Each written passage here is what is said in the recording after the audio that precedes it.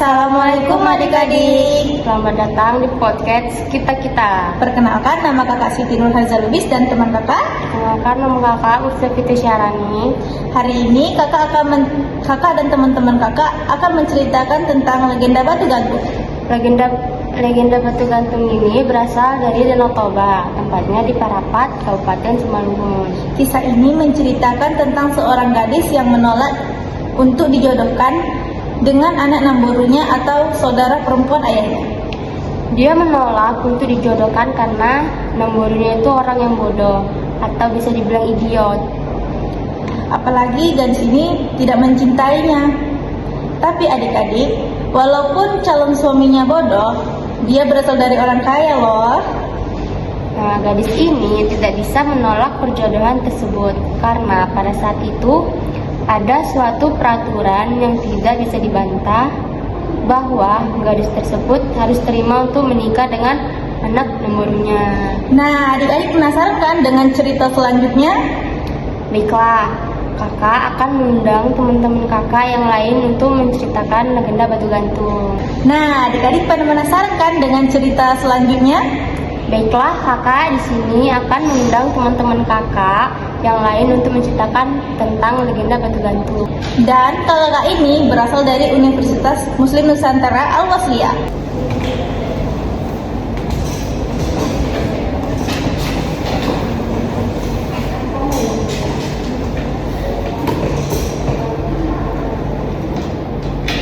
Assalamualaikum kakak. Waalaikumsalam. Apa kabar? Alhamdulillah baik. Bagaimana perjalanannya tadi ke sini? Alhamdulillah lancar. Alhamdulillah. Pasti adik-adik di rumah penasaran kan sama nama-nama kakak yang ada di sini? Kepada kakak, perkenalkan dirinya dong. Assalamualaikum adik-adik, perkenalkan nama kakak Umi Hairani. Assalamualaikum adik-adik, perkenalkan nama kakak Indah Nafita Flora S. Assalamualaikum adik-adik, hai, perkenalkan nama kakak Melati Nuriza Munti. Baiklah, kakak-kakak mulai ya untuk bercerita tentang Batu Gantung. Dengerin ya. Pada suatu hari hiduplah seorang gadis yang sangat cantik. Ia bernama Seruni. Suatu ketika saat Seruni sudah mulai beranjak dewasa, ia dijodohkan dengan anak namborunya.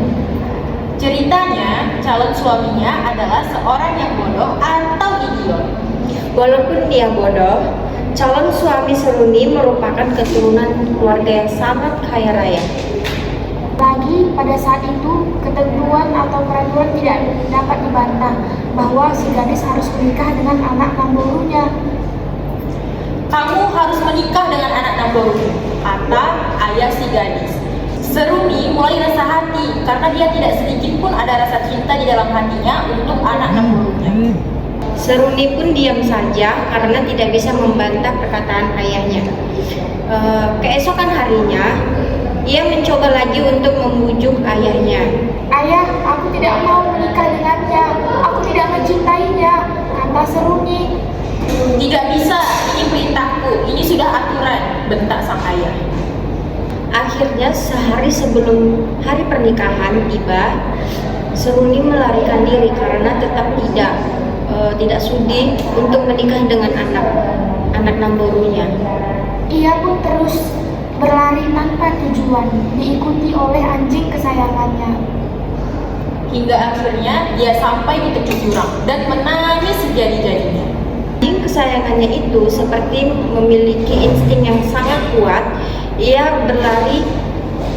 berlari balik ke rumah dan menggonggong terus-menerus orang yang ada di rumah.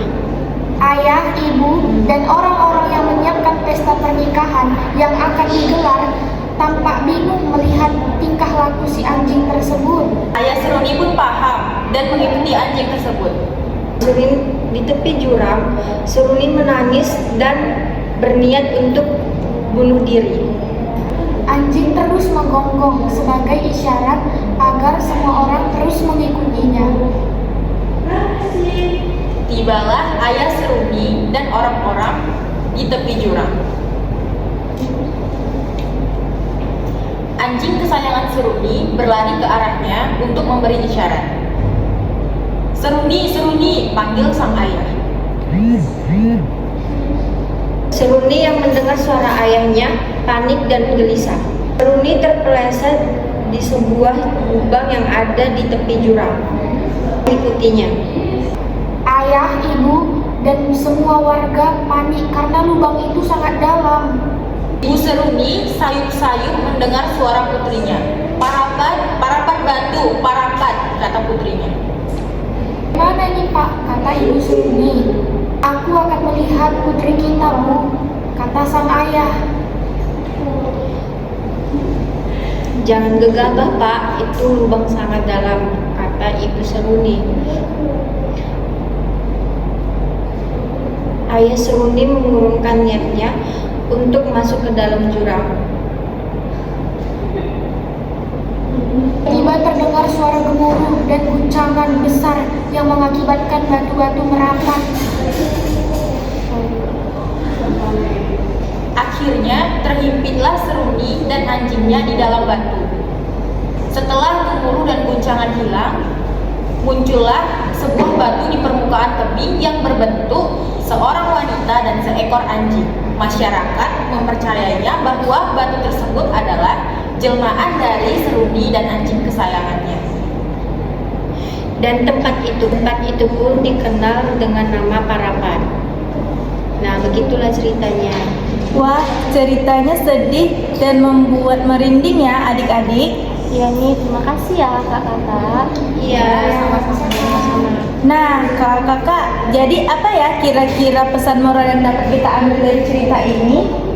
Pesan moralnya ini ada banyak ya adik-adik. Pertama, kita tidak boleh melawan orang tua kita. Kita tuh harus mematuhi perintah orang tua kita. Pesan moral yang ini diambil dari sudut pandang orang tua. Karena pasti orang tua ingin yang terbaik untuk anaknya. Kedua, jangan memaksakan kehendak orang lain karena setiap individu yang kesempatan untuk melakukan hal yang sesuai dengan keinginannya. Ketiga, kita harus saling menghargai satu sama lain.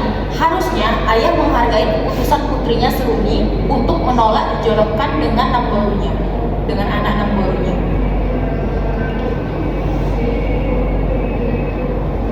Keempat, selesaikanlah masalah dengan musyawarah karena hal ini menjadi salah satu cara untuk mendengarkan pendapat kedua belah pihak.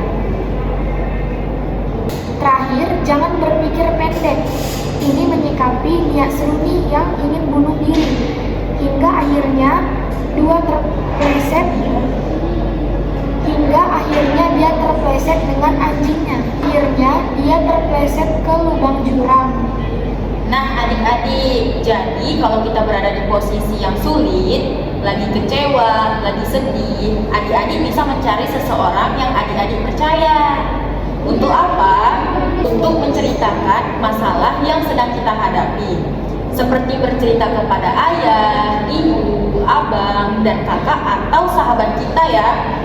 Dan mintalah solusi untuk permasalahan yang adik-adik hadapi.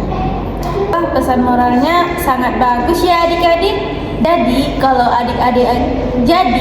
adik-adik ada masalah, bisa tuh bermusyawarah dan minta pendapat kepada temannya ya. Nah, kakak ada 2 pertanyaan nih untuk adik-adik yang di rumah. Yang pertama, siapa nama gadis yang dijodohkan oleh ayahnya? Dan yang kedua, di mana cerita